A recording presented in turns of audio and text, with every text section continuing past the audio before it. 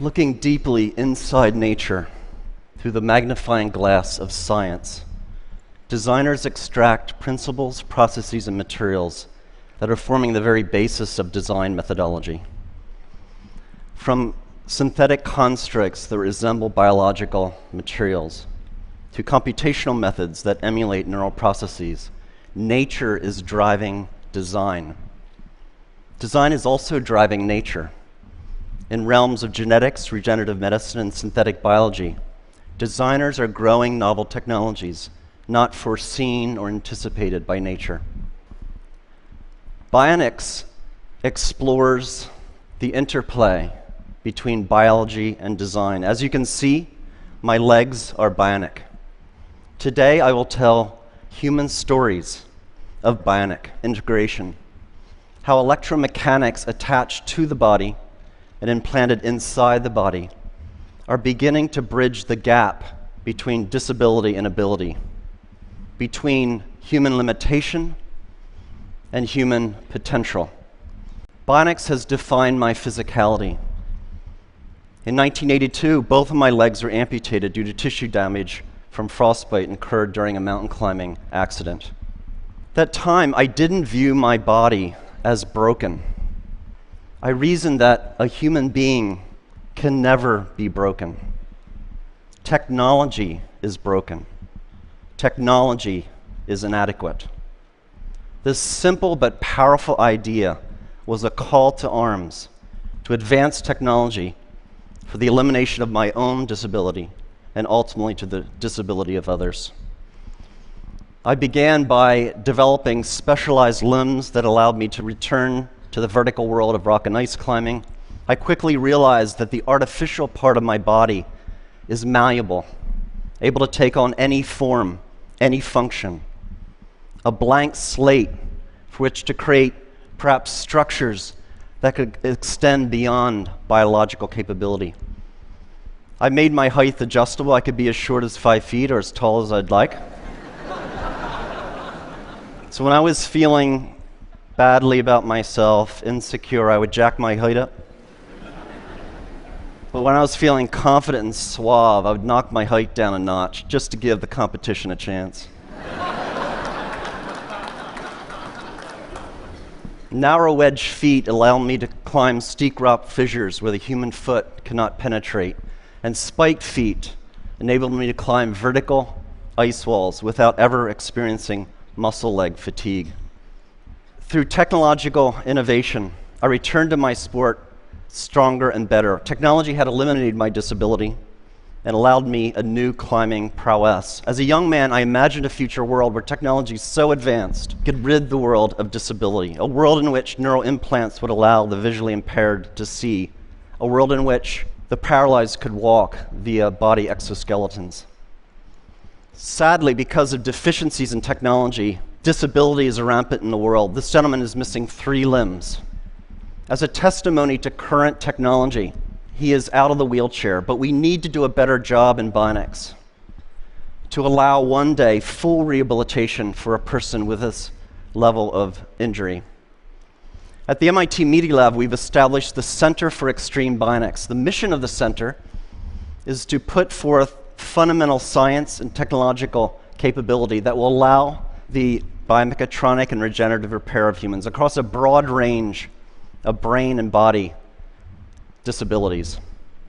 Today, I'm going to tell you how my legs function, how they work, as a kind of case in point for this center. Now, I made sure to shave my legs last night because I knew I'd be showing them off.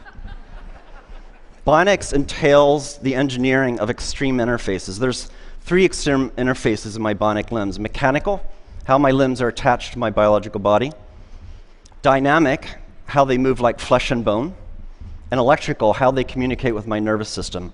I'll begin with mechanical interface. In the area of design, we still do not understand how to attach devices to the body mechanically. It's extraordinary to me that in this day and age, one of the most mature, oldest technologies in the human timeline, the shoe, still gives us blisters. How can this be? We have no idea how to attach things to our bodies. This is the beautifully lyrical design work of Professor Neri Oxman at the MIT Media Lab, showing spatially varying exoskeletal impedances, shown here by color variation in this 3D printed model. Imagine a future where clothing is stiff and soft where you need it, when you need it, for optimal support and flexibility without ever causing discomfort. My bionic limbs are attached to my biological body via synthetic skins with stiffness variations that mirror my underlying tissue biomechanics. To achieve that mirroring, we first developed a mathematical model of my biological limb. To that end, we use imaging tools such as MRI to look inside my body to figure out the geometries and locations of various tissues. We also took robotic tools. Here's a 14 actuator circle that goes around the biological limb. The actuators come in, find the surface of the limb, measure its unloaded shape, and then they push on the tissues to measure tissue compliances at each anatomical point. We combine these imaging and robotic data to build a mathematical description of my biological limb, shown on the left. You see a bunch of points or nodes. At each node, there's a color that represents tissue compliance. We then do a mathematical transformation to the design of the synthetic skin, shown on the right. And we've discovered optimality is where the body is stiff, the synthetic skin should be soft. Where the body is soft, the synthetic skin is stiff. And this mirroring occurs across all tissue compliances. With this framework, we produce bionic limbs that are the most comfortable limbs I've ever worn. Clearly, in the future, our clothing, our shoes, our braces, our prostheses will no longer be designed and manufactured using artisan strategies, but rather data-driven quantitative frameworks. In that future, our shoes will no longer give us blisters. We're also embedding sensing and smart materials into the synthetic skins. This is a material developed by SRI International, California. Under electrostatic effect, it changes stiffness. So under zero voltage, the material is compliant. It's like floppy like paper. Then the button's pushed, a voltage is applied, and it becomes stiff as a board. We embed this material into the synthetic skin that attaches my bionic limb to my biological body. When I walk here, it's no voltage. My interface is soft and compliant. The button's pushed, voltage is applied, and it stiffens, offering me a greater maneuverability of the bionic limb. We're also building exoskeletons. This exoskeleton becomes stiff and soft in just the right areas of the running cycle to protect the biological joints from high impacts and degradation. In the future, we'll all be wearing exoskeletons in such common activities such as running. Next, dynamic interface. How do my bionic limbs move like flesh and bone? At my MIT lab, we've studied how humans with normal physiologies stand, walk, and run. What are the muscles doing, and how are they controlled by the spinal cord? This basic science motivates what we build. We're building bionic ankles, knees, and hips. We're building body parts from the ground up. The bionic limbs that I'm wearing are called biomes. They've been fitted to nearly 1,000 patients, 400 of which have been US wounded soldiers. How does it work? At heel strike under computer control, the system controls stiffness to attenuate the shock of the limb hitting the ground. Then at mid-stance, the bionic limb outputs high torques and powers to lift the person into the walking stride, comparable to how muscles work in the calf region. This bionic propulsion is very important clinically to patients. So on the left, you see the bionic device worn by a lady. On the right, a passive device worn by the same lady that fails to emulate normal muscle function, enabling her to do something everyone should be able to do, go up and down their steps at home. Bionics also allows for extraordinary athletic feats. Here's a gentleman running up a rocky pathway. This is Steve Martin, not the comedian, who lost his legs in a bomb blast in Afghanistan.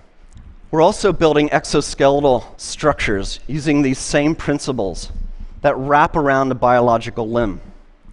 This gentleman does not have any leg condition, any disability.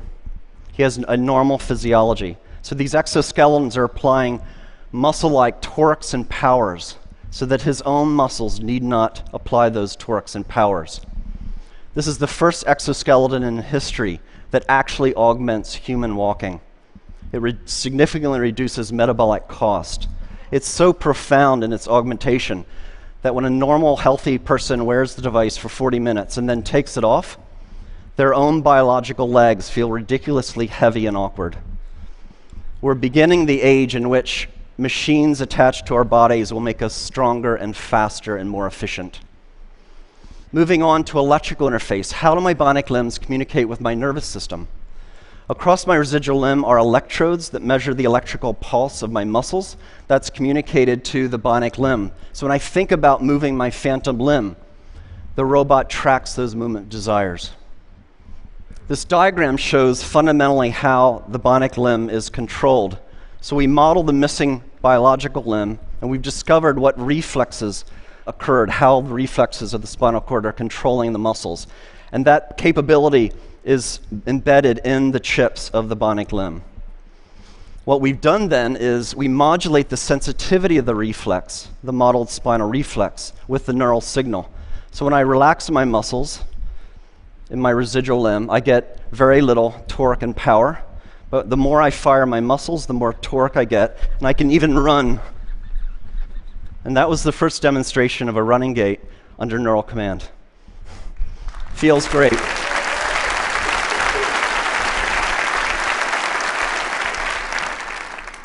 We want to go a step further. We want to actually close the loop between the human and the bionic external limb. We're doing experiments where we're growing nerves, transected nerves, through channels or microchannel arrays. On the other side of the channel, the nerve then attaches to cells, skin cells and muscle cells. In the channels of motor channels, we can sense how the person wishes to move. That can be sent out wirelessly to the bionic limb. And then sensors on the bionic limb can be converted to stimulations in adjacent channels, sensory channels. So when this is fully developed and for human use, persons like myself will not only have synthetic limbs that move like flesh and bone, but actually feel like flesh and bone. This video shows Lisa Millette shortly after being fitted with 2 bionic limbs. Indeed, bionics is making a profound difference in people's lives. Oh my God. Oh my God, I can't believe it. It's just like I've got a real leg. Now don't start running. Now turn around and do the same thing walking up. Walk up, get on your heel to toe like you would normally just walk on level ground. Try to walk right up the hill. Oh my God. They're pushing you up?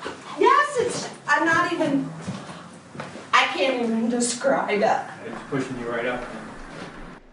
Next week, I'm visiting the centers. Thank you. Thank you. Thank you. Next week, I'm visiting the Center for Medicare and Medicaid Services, and I'm going to try to convince CMS to grant appropriate code language and pricing so this technology can be made available to the patients that need it. Thank you. It's not well appreciated, but over half of the world's population suffers from some form of cognitive, emotional, sensory, or motor condition. And because of poor technology, too often conditions result in disability and a poorer quality of life. Basic levels of physiological function should be a part of our human rights. Every person should have the right to live life without disability if they so choose. The right to live life without severe depression. The right to see a loved one in the case of seeing impaired. Or the right to walk or to dance in the case of limb paralysis or limb amputation. As a society, we can achieve these human rights if we accept the proposition that humans are not disabled. A person can never be broken.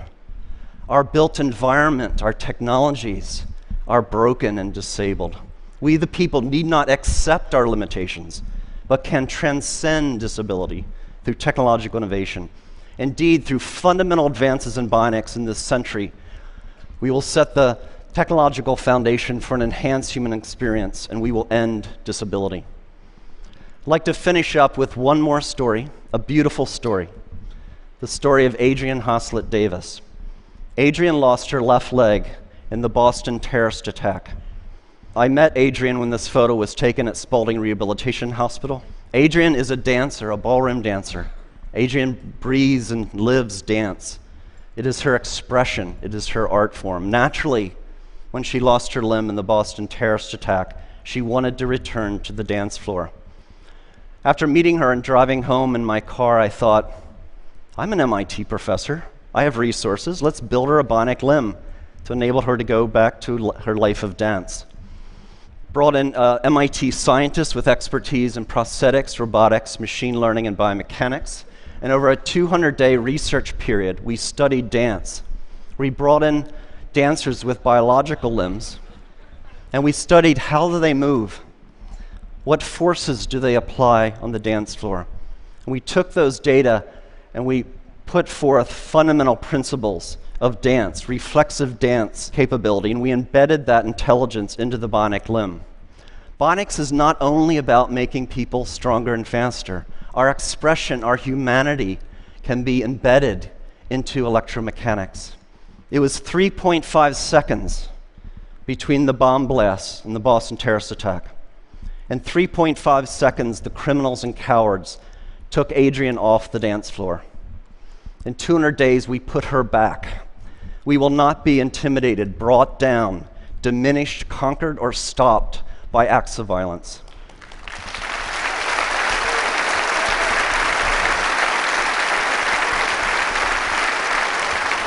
Ladies and gentlemen, please allow me to introduce Adrian Hoslett Davis, her first performance since the attack. She's dancing with Christian Leitner.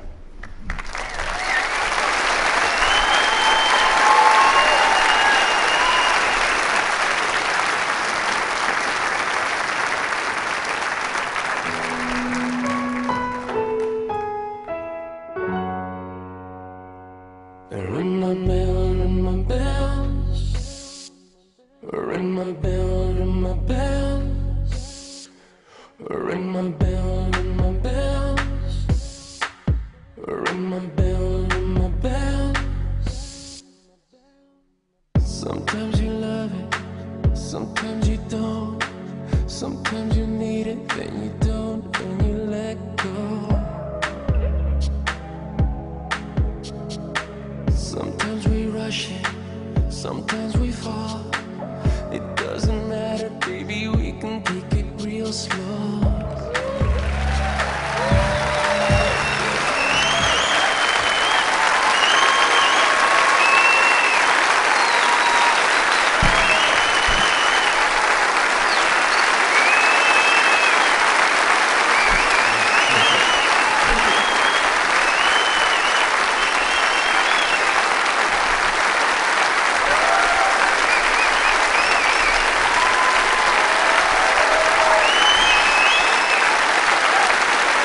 Ladies and gentlemen, members of the research team, Elliot Rouse and Nathan Verkartzi.